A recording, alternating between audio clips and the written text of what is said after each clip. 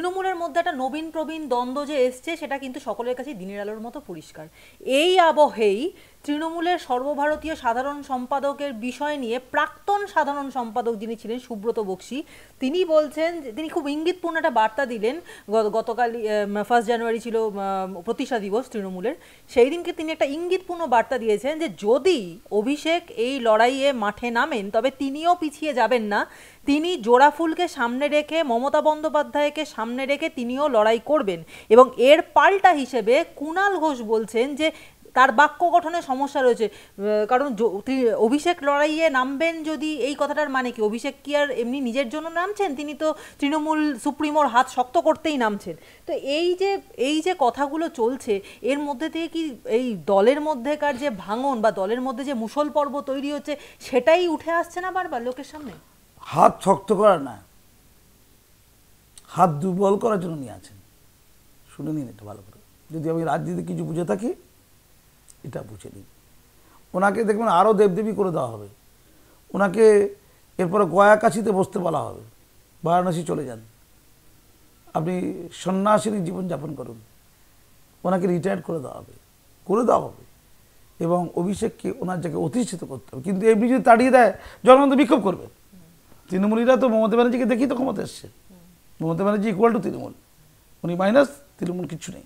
কিন্তু তারপরেও যদি প্রমাণিত হয় তৃণমূল দলে দিদির বলার পরও কাজ তেমন হয়নি, অভিষেক না থাকাতে দিদির তৃণমূল দলের ক্ষতি হয়ে গেছে আর অভিষেক আসার পর তৃণমূল দলের লাভ হয়েছে, তাহলে জনগণের বিশ্বাস আসবে অভিষেকের প্রতি।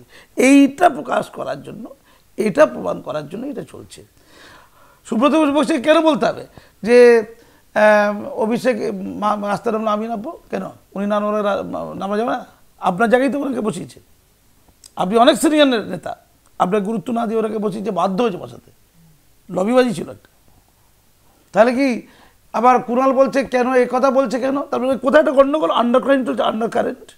আমি পরিষ্কার বলছি, আন্ডার কারেন্টের পিছনে মূল বিষয় হচ্ছে যে মাননীয়াকে তাকে বিশ্রাম দিয়ে যাতে দ্রুততার সাথে অভিষেকের আধিপত্যকে স্থাপিত করা যায়। যদিও কুণালবাবু নাকি বলেছেন যে মাননীয় থাকবেন 2035 সাল পর্যন্ত, আর 2036 থেকে তৃণমূলের সর্বেসর্বা হবেন অভিষেক বাবু, মানে পৈতৃক সম্পত্তি আর কি। 200-400 বছর ধরে ওরাই থাকবে, মাননীয় 200 বছর বাঁচবেন আর অভিষেক 300 বছর বাঁচবেন। এই 500 বছর ধরে ওই তৃণমূলই থাকবে এবং দুজনের আন্ডারেই থাকবে। ওই দুজন নাহলে তৃণমূল যে নেই এবং দুজনই চালিয়ে যাবে, ওটাই রাজতন্ত্র। তাহলে একটা কাজ করে গণতন্ত্র গণতন্ত্র না বলে বলতে হবে যে তৃণমূলই রাজতন্ত্র, ডাইনাস্টি, তৃণমূলই ডাইনাস্টি। যেমন আমাদের অনেক ডাইনাস্টি ছিল, মুঘল ডাইনাস্টি, সুলতানের ডাইনাস্টি, তাই তো ছিল তো ভারতবর্ষে, গুপ্ত ডাইনাস্টি, তাই তো, মৌর্য ডাইনাস্টি ছিল তো, সেরকম হচ্ছে তৃণমূলী ডাইনাস্টি। সেই পিতা হচ্ছেন, মাতা গৌতমীপুত্র সাতকর্ণী ডাইনাস্টি, তাই তো। তো তখন মাতা হলেন মাতা, পুত্র নয় ভাইপো এখন আর কি, হলেন অভিষেক। তো ডাইনাস্টি চলবে, এই ডাইনাস্টি চলে যাবে, তার সন্তান বা তার আত্মীয় স্বজন ক্ষমতা যাবে। তারপর অভিষেকের এখন বাচ্চাটা যে হয়েছে, দুটি সন্তান, ওরা বড় হবে, ওরা পরবর্তীকালে দায়িত্ব নেবে, ডাইনাস্টি সামলাবে, ভালো ডাইনাস্টি আর কি। ধন্যবাদ। ফিরহাদ হাকিম বলছেন যে শরীর ঠিক থাকলে তারাই নেতৃত্ব দেবেন, এবং তখন কুণাল ঘোষের দাবি যে শুভেন্দু এবং বিজেপির কিছু নেতা তারা বারবার বিভিন্ন রকমভাবে চোর অপবাদ দিচ্ছেন, কোট আনকোট অপবাদ দিচ্ছেন তৃণমূলের বিভিন্ন নেতাদেরকে, তাহলে তাদেরকেও কেন উল্টে তৃণমূলের নেতারা এরকম ধরনের কোনো কথা বলছেন না, চোর কেন বলছেন না, উল্টে তারা গোল গোল ঘুরিয়ে ঘুরিয়ে বিভিন্ন রকম বক্তৃতা দিচ্ছেন? তারা কি কোনোভাবে কারোর কাছে ভালো থাকার চেষ্টা করছেন বা সাজার চেষ্টা করছেন? কি বলবেন? মানে এই যে একটা কুকথা অকথার যে একদম ধারা বয়ে চলেছে রাজনীতিবিদদের মধ্যে, সেটাকেই কি উস্কে দিচ্ছেন না কুণালবাবু? দেখুন, তৃণমূল দলের 4টে লোককে লাগবে। 1 মমতা ব্যানার্জি, 2 অভিষেক বন্দ্যোপাধ্যায়, 3 নম্বর কে? অবাক হয়ে যাবেন, তার নাম শুভেন্দু অধিকারী, তাকে লাগবে। শুভেন্দু সম্পর্কে যদি চোর ফোর বলা হয়, সেটা কোন যুগের চোর? সেটা তৃণমূল যুগের চোর, নিজের উপরে থুতু পেলে নিজের গায়ে পড়ে। আর হচ্ছে কুণাল ঘোষকে লাগবে, কেন এই ধরনের ছলচাতুরি কথাবার্তা হচ্ছে, ভালো বলতে পারো নাকি, ও সফল কিন্তু ডাকাতারি বলে তিনি আবার অভিষেকের সাথে গিয়ে এখন ডাকাতারি 12টা বাজাচ্ছেন। আচ্ছা, প্রতিহিংসা না তো, এটা মাথায় এসে গেল যে ডাকাতারি যাকে বলেছে, আর ওকে তো জেলে মাননীয় ঢুকিয়েছিলেন অ্যাকচুয়ালি। ও এটা তো ভেবে দেখিনি। হ্যাঁ দেখ কেমন লাগে। ঠিক ঠিক ঠিক ঠিক, তোমার ভাইপোকে দিয়ে তোমার 12টা বাজাবো। দেখো প্রথমে তোমাকে একটু বিবরিয়ে ঢুকলাম, প্রধান মুখপাত্র হয়ে গেলাম, তোমার ভাইপোকে কাজ করলাম, তোমার ভাইপোর টিম গঠন করে দিলাম, তারপর তোমাকে সন্ন্যাসে পাঠিয়ে দিলাম। তুমি জানতে পারলে সব পেছনে আমি আছি। তাই তিনি চতুর্থ জায়গা আছে। এই কারা বলছিল না যে গান্ধীমতি পাদদেশে কেন কুণাল ঘোষ এসছে, মন্ত্রী আসতে পারতো, শিক্ষামন্ত্রী, কিচ্ছু নেই, সব কুণাল ঘোষ হচ্ছে পাওয়ারফুল। কার পাওয়ার আছে দেখতে হবে তো, কে কী পদে আছে জানা দরকার নেই, পাওয়ারটা কার হাতে আছে। তাহলে 4টে পাওয়ার, তার মধ্যে একটা পাওয়ার বিজেপিতে আছে, তাকে পেলে ধন্য হয়ে যাবে, তাকে কি গালাগাল দেবে। দিদি চায় তিনি আসুক। 2টো হাত ধরেছিলেন না, একটা হাতে ছিলেন অভিষেক বন্দ্যোপাধ্যায়, একটা ছিলেন কে শুভেন্দু অধিকারী। এই 2টো হাত বাংলার ভবিষ্যৎ। একটা ভবিষ্যৎ বেরিয়ে গেছে বিজেপিতে, আর একটা ভবিষ্যৎ কুণালের সাথে বেরোচ্ছে, কুণালের সাথে বেরোচ্ছে, নবীন প্রবীণের ঝগড়ার মধ্যে জড়িয়ে গেছে। একটা ভবিষ্যৎ তো গেছে, আর একটা যদি যায় মানুষের জন্য দুশ্চিন্তা হয়। একটু ডাক্তার দেখাবে না, শরীরটা ভালো রাখবেন, বেশি টেনশন নেবেন না। আপনাকে যারা বলছে ওদের কথা নাচবেন না। আপনি একেবারে রক্ত মাংসের অতি সাধারণ নারী। আপনি একজন ভালো আন্দোলন করতে পারেন, মানুষকে ভালো প্রভাবিত করতে পারেন, ধর্ম জাতপাতের রাজনীতিটা ভালো করতে পারেন, কিন্তু আপনার লেখাপড়ার দূরত্ব আপনি নিশ্চয়ই জানেন, আপনার চণ্ডীপাতের দূরত্ব আপনি জানেন, আপনার পিএইচডি দূরত্ব আপনি জানেন, আপনার কবিতা বলার দূরত্ব আপনি জানেন, আপনার ছবি আঁকা দূরত্ব আপনি জানেন, আপনি অনেক কিছু জানেন যেগুলো সব ভাঁওতা, কিচ্ছু না, ফালতু সব জানেন। আপনি অতি সাধারণ একজন নারী, অতি সাধারণ, রাজনীতি করতে পারেন, লোককে প্রভাবিত করতে পারেন, এছাড়া আপনি অতি সাধারণ। বলে আপনি ওইটা নিয়ে থাকুন, আপনি ডাক্তার দেখান, টেনশন নেবেন না। আপনাকেই গুরুত্বহীন করার চেষ্টা আপনার ঘরের ভেতর থেকেই হচ্ছে। আমি আপনাকে বলছি, আপনার যখন দেবদেবী বলে ওটা খিল্লি করে ম্যাডাম। আমি আপনাকে শ্রদ্ধা করি, আমার মতো অজস্র মানুষ আপনার যোগ্যতাকে স্বীকৃতি দিয়েছে। কী যোগ্যতা? রাজনীতি করার যোগ্যতা, আর অন্য কিছু বলিনি। আপনি কবিটাই ভুলে যান, কবি সাহিত্যিক লেখক নাট্যকথা ভুলে যান, ফালতু কথা সব, সবাই যেন ওটা খিল্লি। আচ্ছা ওগুলো না বললে কি আপনার চলতো না? ধরুন আপনি নাট্যকার নন, আপনি কবি নন, আপনি লেখক নন, আপনি সাহিত্যিক নন, আপনি গীতিকার নন, আপনি কিচ্ছু নন, সবাই শুধু আপনি একজন রাজনীতিক, ভালো রাজনীতি করতে পারেন, এটাই তো যথেষ্ট ছিলাম। এই তকমাগুলো কি আপনার দরকার ছিল? এগুলো না হলে কি চলছিল না আপনার? আপনাকে যখন যেই মাত্র কেউ রানী রাসমণি দাম করবো চড় মারুন, দেখুন আপনাকে রসিদ্ধ করেন, কী করবেন? ধরুন আপনার নেতা মন্ত্রীদের মধ্যে কেউ আপনাকে রানী রাসমণি দিয়ে দিয়ে আপনি রানী রাসমণি দাম করবো চড় ছিটকে পড়ে যাবে একদম। কি আর কি হচ্ছে? ফাজলামি হচ্ছে। রানী রাসমণি পায়ে ধুলোর যোগ্য আমি রই। আপনার যেই আল্লাহ বলবে সঙ্গে সঙ্গে এমন জোরে ছিটকে মারবেন না, একদম আপনার ছিটকে পড়ে যাবে, ওই ফিরে দেখে পায়ে গিয়ে পড়ে যাবে একদম। হ্যাঁ, আপনাকে যে চৈত্রদেব বলবে, শ্রী শ্রী রামকৃষ্ণ পরমহংসদেব বলবেন, আপনি গোত্তা দিয়ে উল্টে ফেলে ফুটবল দিয়ে ফেলে দেবেন। ফুটবল আছে না, জোরে ফুটবলটা মারবেন, এমন জোরে মানে ফুটবলে থাকে উল্টে পড়ে যাবে, আপনি তখন মেসি হয়ে যাবেন। লোক আপনি বেশি বলবে, তখন খিল্লি দে বাবা, ঝামেলা আছে, ঝামেলা আছে, একটু ঝামেলা আছে, কি একটু ঝামেলা, ওকে বেশি বলে দিতে পারবেন ঝামেলা। ফলে এইগুলো করুন দিন, এটা করলে আপনার সম্মান থাকবে।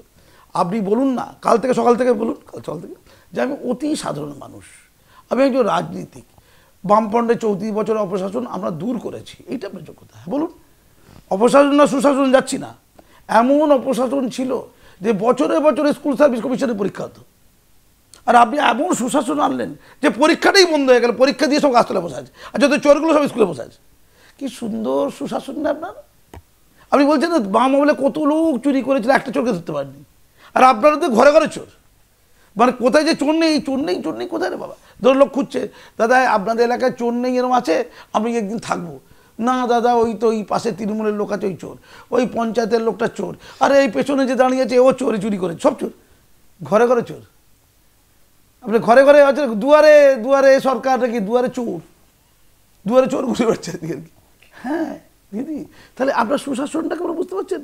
ও রামের শাসন পছন্দ হবে না তো, রাম তো সুশাসন এনেছিল না, অন্যায় কাজ করেছিল, রামের সাথে তো আপনার যাবে না, ঠিক তো? চারিদিকে চোর, আপনার রাম নাম করছে, সুশাসন, যদি সুশাসন চলে আসে তাহলে চুরি করে বাংলা যাবে কোথায়, রাখবো তো আমরা, এত চুরি করে আমরা রাখবো কোথায়? তাই রাম চলবে না, রামের শাসন বাংলায় চলবে না, তাই রাম আমাদের শত্রু। তাই ওই নচিকেতাকে দিয়ে রামকে গালাগাল দিতে পারে, রামকে গাল দিতে পারে, রামকে জন্ম দিয়েছিল কেন ফালতু করে? রামকে জন্ম না দিলে এত ঝামেলা ছিল আবার, রামকে জন্ম দিয়েছে বলে বিজেপি এই বাইরেসটা পেয়ে গেল, রাম মন্দির করে ফেললো। এই সব দোষ হচ্ছে দশরথের। জন্ম দিবি অন্য কাউকে দে, তুই লক্ষণকে দিয়েছে, ঠিক আছে, আছো কাকে আছে, ভরতকে দিয়েছিস আর ওইসব দিয়েছিস আর সব ঠিক আছে, সব ঠিক আছে। রামকে জন্ম দিতে গেল, এটা অন্যায় কাজ। সব দোষ হচ্ছে দশরথের। দশরথকে বলেছে তুই বাড়িতে আয়, তুই কোথায় কোথায় জন্ম দিয়েছিস দেখবো আর কি। আর দশরথকে ডেকে পাঠাচ্ছে, আমি জানি আদালত থেকে জাস্টিসটা ডেকে পাঠায়, কিন্তু নচিকেতা দশরথকে ডেকাচ্ছে। কত বড় শ্রদ্ধা রে ভাই, কি রাজত্ব চলছে রে ভাই, এটা সুশাসন। দশরথকে ডেকে পাঠাবে নচিকেতা, তার নড়াচড়া করার ক্ষমতা দশরথকে ডেকে দেবে। এই হলো বাংলা। দিদি আপনি প্লিজ অতি সাধারণ একজন মানবী হয়ে যান না, একদম দেবদেবী হতে যাবেন না। আপনাকে সন্ন্যাসে পাঠিয়ে দেবে, দেখবেন অভিষেকই আপনাকে কোথায় পাঠিয়ে দেবে, ওই আপনাকে বারাণসীতে পাঠিয়ে দিতে পারে, গয়াকাশিতে পাঠিয়ে দিতে পারে, আরও গঙ্গোত্রীতে পাঠিয়ে দিতে পারে, দূরে একদম, সেখানে আপনি কবিতা লিখে বসে বসে। আর অভিষেক পশ্চিমবঙ্গের মুখ্যমন্ত্রী হবে, স্বপ্ন দেখতে কোনো ত্রুটি নেই। উনি হবেন সভাসদ, পরবর্তী প্রধান, এইটা হতে চলেছে ম্যাডাম, সাবধান হয়ে যান। হ্যাঁ, আপনার যোগ্যতা, আপনি ওইটুকু নিয়ে থাকুন, শুধু ওইটুকু। ধন্যবাদ। ব্যারাকপুরে অর্জুন সিং এবং সোমনাথ শ্যামের দ্বন্দ্ব মেটাতে না পারা নিয়েও সুব্রত বক্সিকে খোঁচা দিলেন কুণাল, কি বলবেন এই বিষয়ে? আসলে এই দ্বন্দ্বটা মেটানোর জন্যই কারো কারো বিরুদ্ধে ওখানে যে অপরাধ হয়েছিল, কারো কারো বিরুদ্ধে অ্যাকশন নেওয়া হয়েছিল। সুব্রত বক্সি অ্যাকশনটা নিয়েছিল, সেই অ্যাকশনটাকে দুচ্ছাই করা হচ্ছে, অর্থাৎ সুব্রত বক্সিকে অপমান করার একটা চেষ্টা। এই যে দ্বন্দ্বটা বলছেন না, এটা মূলত সুব্রত বক্সির যে সিদ্ধান্ত, সেই সিদ্ধান্তের উপর চপেটাঘাত। এখানেই নবীন প্রবীণের দ্বন্দ্বটা লুকিয়ে আছে, অর্থাৎ এটা সারবে না তো। মানে উনি যেটা চেষ্টা করছেন, অন্য জায়গা থেকে অন্য ইন্ধন যাচ্ছে, যে তোরা এই গণ্ডগোলটা লাগিয়ে রাখ, এইটাই চলছে। আমি নিশ্চিত করে বলছি, আপনি তদন্ত করে দেখুন, পেছনে এটাই আছে। ধন্যবাদ। প্রদীপ বন্দ্যোপাধ্যায় বলেছেন যে বাংলা ছাগলের তৃতীয় সন্তান হতো যদি না মমতা বন্দ্যোপাধ্যায় থাকতেন, এবং এই বিষয়টাকে, বাংলাকে এই রকমভাবে অপমান করাটাকে নিয়ে কোনোভাবেই কুণাল ঘোষ কোনো কথা বলে না। উল্টে উনি বললেন যে অভিষেক বন্দ্যোপাধ্যায় যখন দিল্লিতে এত ঝাঁঝ দেখিয়েছেন তার আন্দোলন দিয়ে, সেখানে শুধুমাত্র মমতা বন্দ্যোপাধ্যায়ের নাম কেন হলো, কি বলবেন? মানে উনি যখন কংগ্রেসের নেতা ছিলেন তখন বাংলাটা বাংলায় ছিল না আর কি, অন্য দেশ ছিল আর কি। তখন কি এটা পশ্চিম পাকিস্তান ছিল? বুঝতে পারছেন নাকি এখন পশ্চিম পাকিস্তান? এটা তদন্ত করে দেখতে হবে। তবে রবীন্দ্রনাথ ঠাকুর কোথায় জন্মেছিলেন? অন্য দেশে। আচ্ছা আচ্ছা, ওটা তো বাংলা ছিল না। এই বাংলার মাটি বাংলা জলটা, ওটা কি বিহারের মাটি বিহারের জল? বিহারের মাটি বিহারের জল, যোগীর মাটি যোগীর জল, নাকি বুঝলাম ঠিক আর কি। মানে মানসিক বিকৃতিটা সর্বত্র ছড়িয়ে যাচ্ছে, এটা ছোঁয়াচে রোগের মতো, জানেন তো। মাননীয় মাথায় আছে, তো তার মানসিক বিকৃতিটা সর্বত্র ছড়াতে হবে। ওনাদের প্রমাণ করতে হবে আমরা মানসিকভাবে বিকৃত। দিদি অনুপ্রেরণা পেয়েছি, আপনার মাথায় গণ্ডগোল হয়ে গেছে, আমাদের মাথায় গণ্ডগোল হয়ে গেছে, দেখুন কত মিল না। আপনি যেমন থাকেন তেমন হয়ে যাই, আপনি যখন সুস্থ থাকেন আমরা সুস্থ, আপনি যখন বিকৃত হয়ে যান আমরা বিকৃত হয়ে যাই। অসম্ভব ভালোবাসলে এটা হয়, তো অসম্ভব ভালোবাসাবাসি চলছে। ছাগলের তৃতীয় সন্ধ্যা চলে, কোনো সন্ধ্যাই নয়। বাংলাকে লোক এখন ঘেন্না করে, বাংলাকে লোক না দেখলে ঘেন্না করে কোনো সন্তান নেই। ছাগল তো দূরের কথা, পাগলও বলবো না কি আমাদেরকে। এমন একটা অবস্থায় বাংলার বর্তমানে অধিষ্ঠান। এটা করলো কি? এটা করলো কি বলবো। আর আমাদের বাংলার যে অন্যতম শিল্প, তার নাম কি? দুর্নীতি শিল্প। কি শিল্প? দুর্নীতি শিল্প। সেই শিল্পটা কি করে এলো? সেই শিল্পের উপকার কে? যেমন ধরুন, এই সর্ষের চাষ প্রথম সিঙ্গুরে কে করেছিলেন? কোশ্চেন পড়েছে ক্লাস 8-এর। সিঙ্গুরে প্রথম সর্ষের চাষ কে করেছিলেন, বা সর্ষের বীজ বপন করেছিলেন কে? তাই তো। সেরকম পশ্চিমবঙ্গে প্রথম দুর্নীতি শিল্পের উদ্বোধন কে করেছিলেন? পশ্চিমবঙ্গের প্রথম দুর্নীতি শিল্পের উদ্বোধন কে করেছিলেন? সুদীপবাবু, একটু উত্তর আপনার জানা আছে? না জানা থাকলে 3-4-এর বাচ্চাদের কাছে জেনে নিন, উত্তর দিয়ে দেবে। ধন্যবাদ। চাকরিতে যে দুর্নীতি হচ্ছে সে বিষয়টা কার্যত মেনেই নিলেন পুরমন্ত্রী ফিরহাদ হাকিম। তিনি বলছেন যে দলের প্রতিষ্ঠা দিবসে পুরমন্ত্রী যেটা বক্তব্য রেখেছেন, তিনি হচ্ছে যে স্বীকার করতে বাধা নেই যে দলের একাংশ দুর্নীতি করছে, যারা টাকা নিয়ে চাকরি করছেন তারা যে অন্যায় করেছেন সেটা তো তিনি স্বীকার করছেনই, সেটাকে তিনি তুলনা করেছেন এটা প্রায় মায়ের মাংস, মানে মায়ের মাংস, মাতৃ দেহ থেকে মাংস খুবলে খাওয়ার মতো এটা অপরাধ। মমতা বন্দ্যোপাধ্যায় দুর্নীতি চান না, এবং ফিরহাদের এই বক্তব্য যে বকলমে টাকা এবং চাকরি নিয়ে দলেরই একাংশের দুর্নীতিতে শিলমোহর দিল, সেটা তো পরিষ্কার হয়েই গেল। কি বলবেন বিষয়টা নিয়ে? আচ্ছা, ফিরহাদ হাকিমকে সাহেবকে বলি, এই পার্থ চট্টোপাধ্যায় যে কিছু মাল্লু নিয়েছে, মাল্লু, তাহলে পার্থ চট্টোপাধ্যায় কার মায়ের মাংস খেয়েছে? পার্থ চট্টোপাধ্যায় মা কি ভালো ঠিক আছেন তো, নাকি অন্য লোকের মায়ের মাংস খেয়ে নিয়েছে? মানে মায়ের মাংস খাওয়ার এই কালচারটাই প্রথম শুনলাম। মায়ের সাথে এইসব কথা ঠিক যায় না, জানেন তো। মা এতটাই পবিত্র শব্দ মায়ের মাংস এই শব্দটা কিন্তু অত্যন্ত নিম্ন রুচিকর শব্দ, তাই যদি মেনেই নিই তর্কের খাতিরে, তাহলে অনুব্রত কার মায়ের মাংস খেয়েছে? কেন মায়ের মাংস খুব তাহলে পশ্চিমে অ্যাভেলেবেল। আমি নারী মাংস নারী জানি, আমাদের এখানে নারী মাংস ভালো বিক্রি হয়। আমি কামদুনিতে নারী মাংস দেখেছি, আমি হাঁসখালিতে নারী মাংস দেখেছি, পাক স্ট্রিটে নারী মাংস নারী আবার মানুষ নাকি, ও মাংস একটা সেটা জানতো, কিন্তু মায়ের মাংস এটা ইন্টারেস্টিং বেশি। আচ্ছা, অনুব্রত কার মায়ের মাংস খেলো? ওটা কি খাইনি? খাইনি, অনুব্রত খাইনি। আচ্ছা, ও তো একবার বলেছিল, এটা পার্থবাবুর সম্পর্কে বলেছিল, এটা হচ্ছে যা কিছু হচ্ছে এটা আমাদের যৌথ উদ্যোগ সব বলেছিল না, যে আমাদের ক্যাবিনেটের যৌথ উদ্যোগ, যা কিছু তো চুরিটা যৌথ উদ্যোগ, তারপর মায়ের মাংস কাটা যৌথ উদ্যোগ, অর্থাৎ একটা মাকে হত্যা করে তার মাংস সবাই মিলে খাচ্ছে, ক্যাবিনেটে যত লোক আছে নাকি খেয়েছে তো, নাকি পার্থবাবুর কোনো চুরি চামারি কিচ্ছু নেই? ধরুন আপনি কোর্টে এখনো কি রায় প্রমাণ হয়েছে? আরে রায় প্রমাণে কেউ দরকার আছে, কিন্তু লোক জানা যাচ্ছে তো কি জানা হচ্ছে। রায় প্রমাণ হতে ভারতবর্ষের বিচার ব্যবস্থা তারিখ পে তারিখ হবে, 3টে জাস্টিসকে সকাল বিকেল গালাগাল দিচ্ছে। কাকে? অভিজিৎ গঙ্গোপাধ্যায় নাকি অভিজিৎ গাঙ্গুলি, হ্যাঁ, তাকে বলছে গালাগাল কিস্তি। আর হচ্ছে সিনহা ম্যাডাম, কি সিনহা পুরো নাম কি? অমৃতা সিনহা ম্যাডাম, তার স্বামীকে ধরে ঝামেলা করছে, তুই তোর স্বামীকে ছেড়ে কথা বলবো। আর একটা হচ্ছে মান্থা, রাজাশেখর মান্থা। এই যে জাস্টিসে গালাগাল দিচ্ছে মানেটা কি? মানেটা হচ্ছে তোমরা যাতে ন্যায় বিচার দিতে না পারো, অর্থাৎ চোরদেরকে স্থায়ীভাবে লকাপে যাতে ঢোকাতে না পারো, তাই তো? তাহলে প্রশ্ন হচ্ছে, এই কুন্তল, শান্তনু, অয়ন, গোপাল দলপতি, সুবীরেশ বন্দ্যোপাধ্যায়, কল্যাণময় গাঙ্গুলি, শান্তিপ্রসাদ বাবু, এরাও তো সব মায়ের সব মাংস খেয়েছে।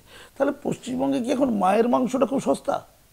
আচ্ছা, কার মায়ের, এটা নিয়ে একটু আপনি বুঝলেন, সিবিআইকে বলতে হবে যে কার মায়ের মাংস কবে মাংসটা কেটে খেয়েছে। এইটা তদন্ত করেছে, রিপোর্টটা মনে হয় আমাদের খুব দুঃখ করেছেন না উনি, মায়ের মাংস খাওয়া এটা ঠিক কি? এটা মাননীয় মেয়র সাহেবকে পাঠাতে হবে। কি কালচার না?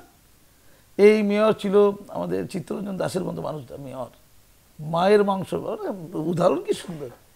তাহলে মায়ের মাংস যারা খাইয়াছে, আপনি তাদের বিরুদ্ধে কি করিয়া আছেন? মায়ের মাংস যারা খাইয়া আছে, যখন চূড়ান্তভাবে আপনি জানিবেন বা জানিয়াছেন, আপনি কি ঘৃণা প্রদর্শন করিয়া আছেন একটু জানাবেন। আপনি মেয়রকে ফোন করে যেটা বলতে হয়, ফোনে একটু বলিয়া দিবেন যে মাংস খাইলে কি করিতে হয়, তার প্রতিকূলে প্রতিদানে কি পদক্ষেপ গ্রহণ করিতে হয়। আরে মাননীয়া, আপনার যিনি দেবতা, আপনার যিনি আরাধ্য দেবী, তার জন্য তার যে বাড়ির লোকজন আছে তারা তো কোনো মায়ের মাংস খায় না। কালীঘাটের কাকু নাহলে অন্য কারো মাংস হয়তো খেয়েছে, তিনি কা করতে করতে গলা বসে গেছে, তার গলার পরীক্ষা হবে। আচ্ছা ফিরাজ সাহেব, কালীঘাটের কাকু যদি কণ্ঠ চেক করা হয়, তিনি তো কা করছেন না, উনি কাকের মাংস মনে হচ্ছে একটু খানটার আর কি। উনি কার মায়ের মাংস খেয়েছিলেন?